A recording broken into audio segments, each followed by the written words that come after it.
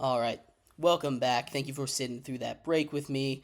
If you are just tuning in, we just finished talking about, in our first segment, the NFL free agency frenzy. I guess not free agency, franchise tag. I'm sorry, my brain is all scrambled today. The franchise tag frenzy, the franchise tag deadline for the NFL is today. So everyone that needed to get franchise tagged got franchise tagged or did not get franchise tagged today. We talked a little bit about that. Uh, we just finished talking about Russell Wilson and the shockwaves that is going to cause throughout the league, what that means for the Broncos in specific, where Russell Wilson might end up. In this segment, we're going to recap the NFL Combine. We're going to talk a little bit about some risers, fallers, the big storylines that are coming out of the NFL Combine, and yeah, the summary of the NFL Combine for you. But before we get into it, remember that if you would like to be a bigger part of the show than you already are, all you need to do is go to gsmcpodcast.net, leave a tip or donation. Again, that link is gsmcpodcast.net. You can leave a message. It'll pop up on the bottom of the screen there. We'll have a little discussion about what you had to say for me, you, and everyone watching to see. We appreciate you, anything you can give. We appreciate you watching. Again, that link is gsmcpodcast.net. But like I was saying, in this segment, we are going to talk about the NFL Combine, some results of that, some of the big risers, big fallers, and the big storylines coming out of it. And I want to start with everyone's favorite event, the 40-yard dash, the big flashy event in the NFL Combine. We had a big story with it in this NFL in this combine this year.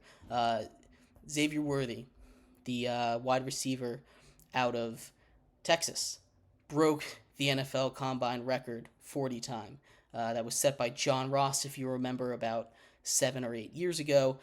He ran a 4.21. 4.21 40 is insane. That speed that he developed, speed kills on a football field, which is why the 40 in the NFL Combine gets all the hype, because it's the really the simplest one to understand how it translates to football. Speed wins any matchup. Speed kills any matchup. But what you don't want to do, and with Worthy in particularly, I've heard this discussion a lot, is remember, just because he runs fast doesn't mean he should jump up your board. And that's the word of caution that I want to start this off with. He just broke the NFL Combine record for the 40 time. And the last time that happened, John Ross did it, and he had this huge jump. I believe he went like 12th overall to the Cincinnati Bengals that year. And we all know how that turned out for the Bengals. He was out of the league in 5. He was off the Bengals sooner than that. It just was never there. He never was able to put it together. And aside from that speed, Xavier Worthy has a couple other issues in his game. He's still got some drop issues, which you can run as fast as you want, but if you're not catching the ball, it won't matter. You know, he's got some separation issues, which again, if he's running in a straight line, he's gonna get past you. But his route running could use a little bit of work, and he's not really one of those top tier prospects. Heading in, he was projected to go, I believe, somewhere between the second and the fourth round, and after that, honestly, his stock rose. It's impossible for your stock not to rise after breaking a combine record, especially in something as public as the NFL, as the 40 yard dash. Um, so his stock rose. I could see him going as high as 32 to the Chiefs. Um, Now, I don't think he's going to go any higher than that, but I think he might have snuck his way into the first round. If not, definitely into at least the third. It's hard to ignore it when you start getting into day 2, especially day 3. It's hard to ignore that speed. Um, I don't think he gets past day 2 after that, which is great. But as far as making him a first rounder, I'm not ready to go that far yet.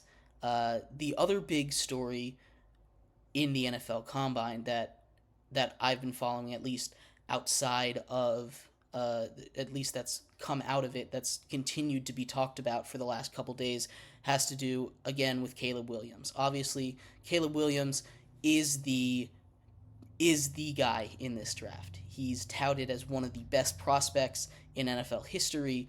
I'm not ready to go that far. I think he's a great prospect.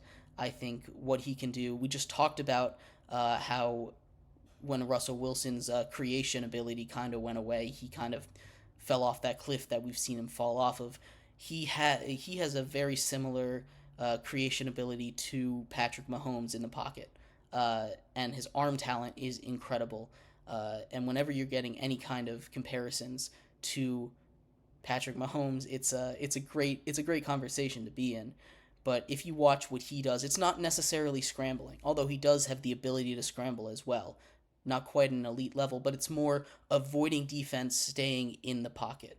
It's more uh, extending plays while still having the threat of throwing the ball, which is something that Lamar Jackson really did this season, helped him secure his second MVP. Instead of running as much as he normally does, he changed his elusiveness into staying behind the line of scrimmage and looking downfield, and that's how he was able to really make that huge jump that we've seen him make and right back into that MVP winner for the second time. Uh, so Caleb Williams has a lot of that already. He has that's one of the most important things you look for, especially with a bad offensive line like he's going to get when he gets to the NFL, especially if he goes when he goes in the top two. He's either going to go to the Bears or the Commanders or a team that trades up to one. Uh, but either way, they're not going to have a great offensive line. So that ability to escape danger, to stay in the pocket, keep your eyes downfield, is something that's going to be really important and something that, regardless of the level, translates. The ability to stay calm under pressure and make those throws is something that's really important. You see sometimes quarterbacks in college run with their run around in the backfield like a chicken without their head, uh, and that's not going to translate. But if you have a guy like you watch Caleb Williams tape, he is able to. It kind of looks crazy when he's running around, but he always knows what's happening downfield. He always is aware of where his wide receivers are and who's open, and that's the most important part. You're not just running around like crazy trying to get open, trying to find a place to make a throw, but that you're still controlling the game even when it looks like you're out of control. And that's what he brings, and that's why he's such a special prospect. Um, but the big talk with him is that he didn't participate in any drills. And quite honestly, I don't get it. There are so many prospects that don't participate in drills. Drake May didn't participate in drills. Jaden Daniels didn't participate in drills. That's just this year. He's not the only quarterback that didn't at the top of this draft class, and we've been seeing it happen more and more in recent years. I believe last year some of the top CJ Stroud participated because he was not in. He was still being debated, but Bryce Young I don't believe participated. Uh, there's a lot of guys especially the highly touted ones, that have not been participating in these drafts, in not in the draft, in the combine of recent years. So it's not necessarily a bad thing, and that's what I can't quite wrap my head around. Why everyone is freaking out that he is not participating, and they're not really even coming at him for what he does on the field. They're now coming at him for what he does off the field. Um, they're coming at him for not having an agent. His dad being his agent, kind of, and for asking for ownership in teams, which he's not going to get. Looking for ways around the CBA, which is kind of crazy, but that doesn't affect what he does on the field. You know, this is as much as you want a guy that is the perfect prospect. Everything's perfect, nothing at all. You're never going to have that. There's always something that's like, oh, but and Caleb Williams is no different. But the red flags that have been raised for him, they're not really that big a deal to me. From all reports inside the locker room with his teammates and his coaches at USC, even back to Oklahoma, he loves football. And really, as long as you love football and you're as good at football as he is, that's the most important thing. Uh, if you love it, you're going to do everything you can to play. And it's keeping him on the field, he's going to do everything he can to do that from all reports. Again, people are attacking his character. They're not really attacking his game, which every single year there's a guy like that. And sometimes it's justified, sometimes it isn't. I think this year it isn't. I think people are trying to find negatives with Caleb Williams. Honestly, I think a lot of people are grasping at straws at this point to try and find something wrong with him. Not that he really is this generational type prospect that you cannot possibly miss on. I think there's been better prospects of late. I think Andrew Luck was a better prospect. I think Peyton Manning was a better prospect. It might be arguable that Trevor Lawrence was a better prospect. I think he's about on that Trevor Lawrence tier. Again, a really, really, really great prospect, but not quite generational.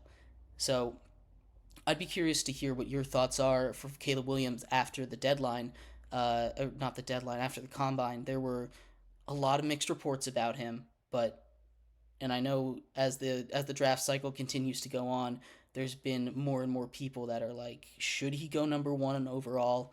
I don't think there's a world where he doesn't go number one overall, but I'd love to hear your guys' thoughts on that.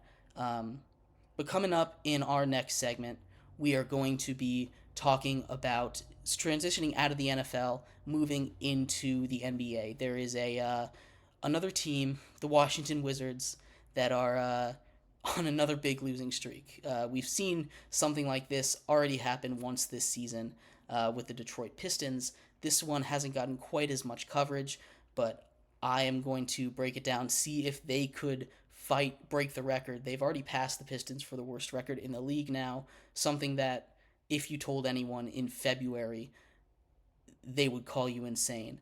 But we'll talk about that coming up in our next segment. Thank you, everybody, so much for tuning in to this episode of Sports by GSMC Podcast Network. We will be right back.